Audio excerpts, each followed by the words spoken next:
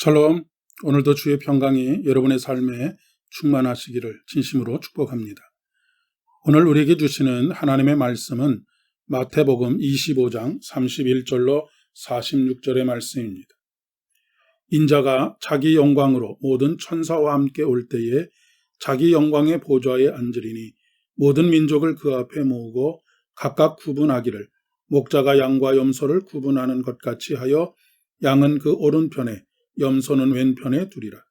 그때 임금이 그 오른편에 있는 자들에게 이르시되 내 아버지께 복받을 자들이여 나와 창세로부터 너희를 위하여 예비된 나라를 상속받으라.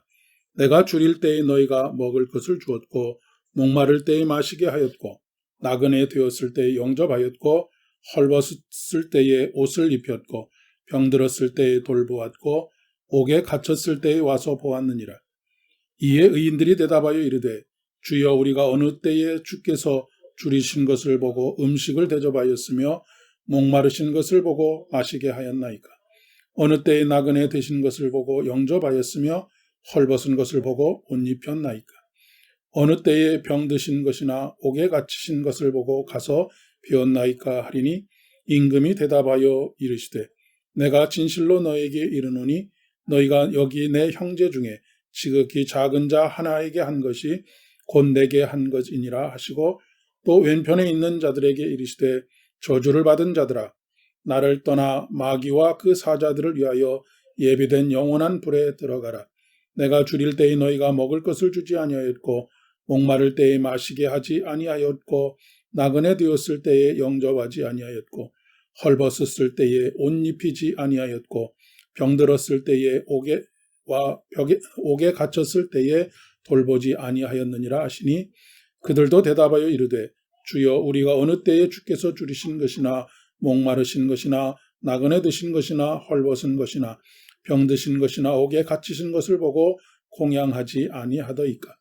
이에 임금이 대답하여 이르시되 내가 진실로 너에게 이르노니 이 작은 자 하나에게 하지 아니한 것이 곧 내게 하지 아니한 것이니라 하시리니 그들은 영벌에 의인들은 영생에 들어가리라 하시니라.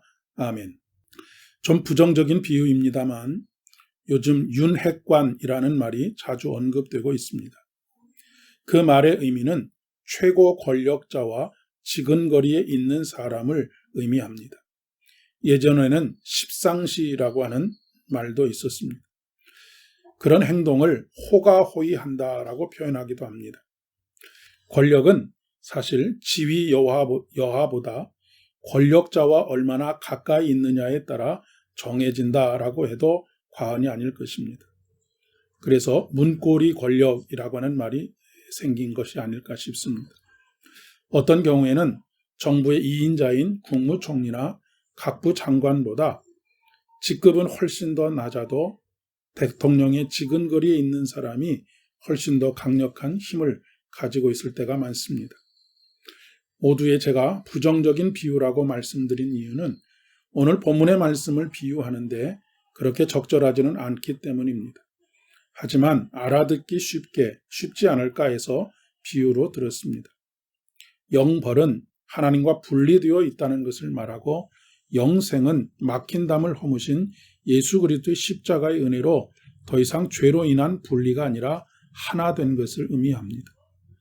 그렇기 때문에 영벌과 영생이라고 하는 것은 얼마나 높은 자리에 있느냐, 얼마나 큰 자냐라고 하는 것에 있는 것이 아니라 생명이신 하나님께 누가 더 가까이 있느냐의 관점으로 바라보아야 한다라고 하는 것입니다. 본문의 말씀은 영생에 들어갈 자와 영벌에 들어갈 자를 나누고 있습니다. 그리고 그 둘을 나누는 기준은 지극히 작은 자를 돌보았느냐의 여부입니다. 영생에 들어간 사람은 지극히 작은 자를 돌본 사람이고 영벌에 들어간 사람은 지극히 작은 자를 외면한 사람입니다. 지극히 작은 자를 구체적으로 굶주린 자, 목마른 자, 나그네, 헐벗은 자, 병든 자, 옥에 갇힌 자 등입니다. 예수님께서는 지극히 작은 자들에게 한 것이 나에게 한 것이니라 라고 말씀하십니다. 이 말을 듣고 바리새인들과 율법학자들 그리고 나름 율법을 잘 지키고 살아왔다라고 착하고 선하게 살아왔다라고 자부하는 사람들은 기고만장했을 것입니다. 칭찬이 돌아올 것을 기대했을 것입니다. 그러나 오히려 그들은 영벌에 들어갈 것을 경고하고 있습니다. 반대로 영생에 들어간 사람들은 어리둥절해야 합니다. 자신들은 주님께 해드린 것이 아무것도 없다고 생각하기 때문입니다. 오늘 본문의 핵심은 일반적으로 착한 일을 했느냐에 초점을 두지 않고 있습니다. 나에게 한 것이라고 하는 말에 초점을 모을 필요가 있습니다. 의인들은 단순히 착한 일을 한 것이 아니라 그곳에서 그 사람들을 만나면서 하나님의 임재를 경험했고 하나님의 임재 앞에서 하는 그런 마음으로 행동을 했던 것입니다. 반대로 율법학자나 바리새인들은 착한 행실은 율법을 따라 수도 없이 많이 행했지만 그곳에는 하나님의 임재 없이 행한 것입니다. 세상의 하나님과의 분리는 곧 영원한 분리, 세상에서의 하나님과의 분리는 곧 영원한 분리이고 영벌이 되는 것입니다. 세상에서의 하나님의 임재를 경험하고 그 안에서 하나 되어져 가는 그런 삶은 영생으로 이어져 가는 것이죠. 높은 곳에 마음을 두지 마시기를 바랍니다. 하늘 보좌를 버리시고 이 땅에 내려오신 예수 그리스도께 마음을 두십시오. 신앙생활은 우리 삶의 곳곳에 숨겨져 있는 보물찾기를 하는 것과 같습니다. 물론 그 보물은 우리 주님이십니다.